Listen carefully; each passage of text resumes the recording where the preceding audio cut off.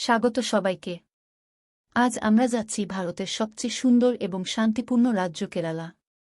এই জায়গাকে বলা হয় ঈশ্বরের নিজস্ব দেশ। কেন? চলুন দেখে নিই। কেরালার প্রাকৃতিক সৌন্দর্য এক কথায় অতুলনীয়।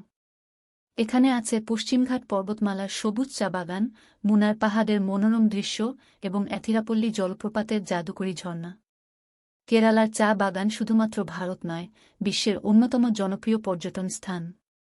কেরালার ব্যাকওয়াটার অভিজ্ঞতা একদম আলাদা। আলাপ্পুঝা বা আলেপ্পি হল এই ব্যাকওয়াটারের জন্য বিখ্যাত। হাউসবোটে করে ভ্রমণ করা মানে প্রকৃতির সঙ্গে সময় কাটানো।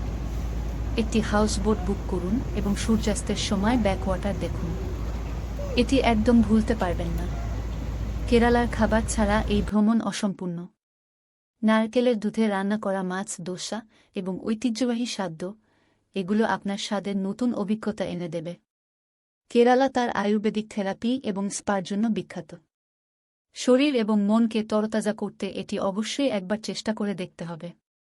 কেরালার ঐতিহ্যবাহী কথাকলি নৃত্য এবং মন্দির উৎসব আপনাকে এখানকার সংস্কৃতির সঙ্গে পরিচয় করাবে। এটা দেখলে মনে হবে যেন ইতিহাস জীবন্ত হয়ে উঠেছে। কেরালা শুধু একটি জায়গা নয়, এটি এক অনুভূতি, প্রকৃতি, সংস্কৃতি এবং শান্তির সংমিশ্রণ।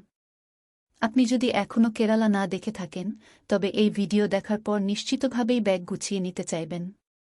বন্ধুরা, ভিডিওটি ভালো লাগলে লাইক দিন, শেয়ার করুন এবং আমাদের চ্যানেলটি সাবস্ক্রাইব করতে ভুলবেন না। ধন্যবাদ।